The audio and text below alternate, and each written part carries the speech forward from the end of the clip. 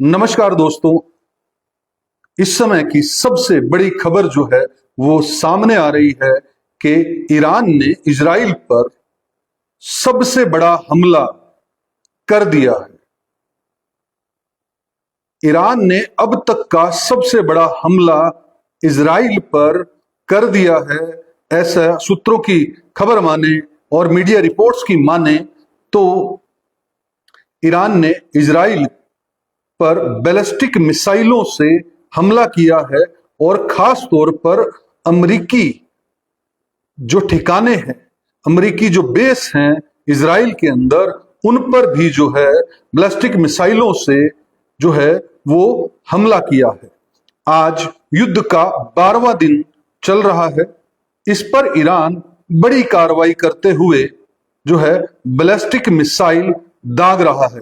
Iran का ये बहुत बड़ा दावा है कि उसने अमेरिकी ठिकानों पर बैलिस्टिक मिसाइल्स जो हैं वो दागी हैं, और ऐसा भी पता लग रहा है कि जो अमेरिका की बड़ी बड़ी कंपनियां हैं, चाहे वो गूगल हो, चाहे वो अमेजोन हो, चाहे माइक्रोसॉफ्ट हो, इस तरह की बड़ी बड़ी कंपनियों के ऑफिसेज पर भी बैलिस्टिक मिसाइल्स के द्वारा हमले ईरान ने किए हैं, ऐसा उसका दावा है। यूएई हो, दुबई हो, उनके जो अमेरिकी कंपनियां हैं उनके ऑफिसेस भी इस टारगेट के अंदर हो सकते हैं। अब तक अगर बता दें तो ईरान के अंदर अमेरिका और इजराइल ने मिलकर पूरी तरह से तबाही मचा रखी है। तेहरान को तो एक शमशान घाट में तब्दील जो है वो करने पर लगी हुई है अमेरिका और इजराइल। लगातार वहां पर अटैक्स किए जा रहे हैं। ईरान के जो अधिक जहां लोग रहते हैं, अधिक संख्या वाले जहां लोग रहते हैं, अधिक संख्या में लोग रहते हैं, वहां पर भी जो है वो अमेरिका और इजराइल जो है वो हमले कर रहा है। पिछले कुछ दिनों से आपको ध्यान होगा कि 150 स्कूल के छोटे छोटे बच्चे जो हैं वहां पर जो है अमेरिका और इजराइल ने मिसाइल गिरा दी थी, जबकि राष्ट्रपति डोनाल्ड ट्रंप ने यह कहकर अपना पल्ला झाड़ लिया कि ये तो जो है जांच का विषय है, हमने तो ऐसा नहीं किया। लेकिन अमेरिका और इजराइल जो है ईरान को तबाह करने पर उतारू है। वहीं ईरान भी अपनी पूरी ताकत के साथ जो है वो हमला करते हुए नजर आ रहा है।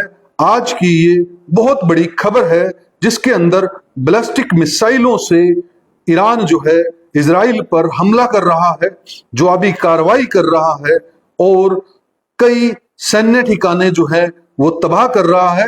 खास तौर पर टारगेट जो है वो अमेरिका के बेस कैंप जो है वो ये इसका टारगेट है मुख्य तौर पर। आज यूएनएससी की एक मीटिंग होनी है जिसके अंदर वो ईरान से रिक्वेस्ट करेगा कि जो जैसे सऊदी अरब है, जैसे दुबई है और उससे लगते हुए जो कुछ देश हैं उनके ऊपर जो है ईरान हमला ना करे, ऐसी बात जो है वो सामने ईरान के रखने वाला है। बहरहाल मीडिया रिपोर्ट्स तो यही बता रही हैं कि ईरान बहुत बड़ा हमला जो है ईरान ने आज किया है।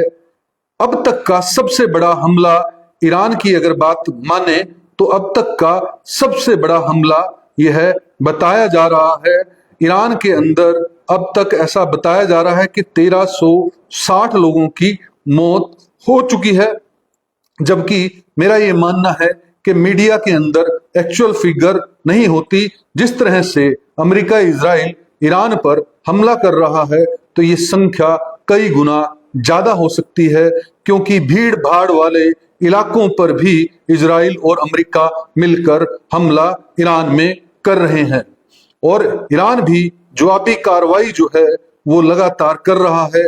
और आज जिस तरह से ईरान ने सबसे बड़ा हमला आज किया है, देखना होगा कुछ समय बाद कि इसका नुकसान जो है इजराइल और अमेरिका को कितना सहना पड़ता है। बहरहाल युद्ध से किसी का भला नहीं हुआ,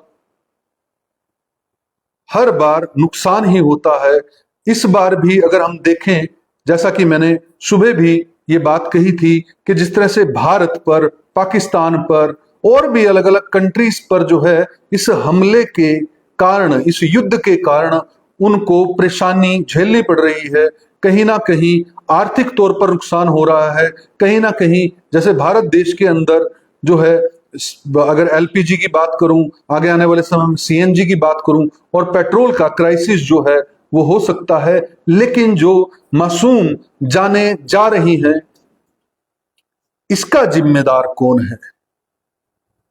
ये कैसी अहंकार की लड़ाई है अमेरिका की कि जहां वो चाहता है, जैसे कि पहले वेनेजुएला के ऊपर वो किस तरह से अटैक करता है और उनके दोनों राष्ट्राध्यक्ष को और उसकी पत्नी को गिरफ्तार कर लेता है और वहां के ऑयल रिजर्व्स पर अपना कब्जा कर लेता है।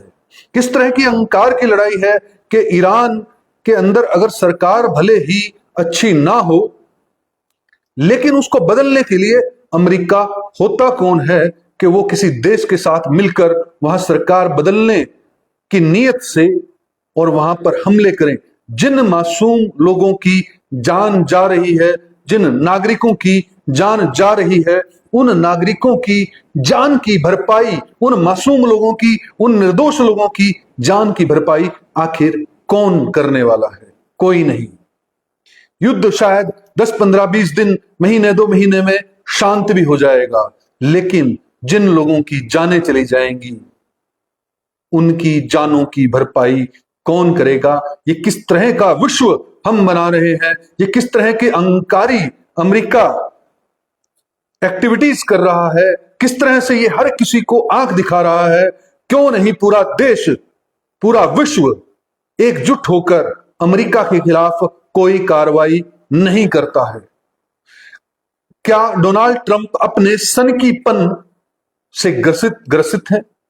क्या वो सनकीपन से इतने ग्रसित हो चुके हैं कि इस तरह की घटिया हरकतें वो कर रहे हैं और धमकी देते हैं कि जिस तरह से प्रधानमंत्री को, नरेंद्र मोदी को धमकी दी गई कि I can destroy the carrier of mister Narendra Modi, और उसके दबाव में कहीं ना कहीं यूएस डील साइन हुई। क्या क्योंकि यूएस के अंदर जिस तरह से राष्ट्रपति डोनाल्ड ट्रंप का नाम एप्स्टीन फाइल्स में आया, उसके बाद ये सारा का सारा खेल जो है वो शुरू हुआ है।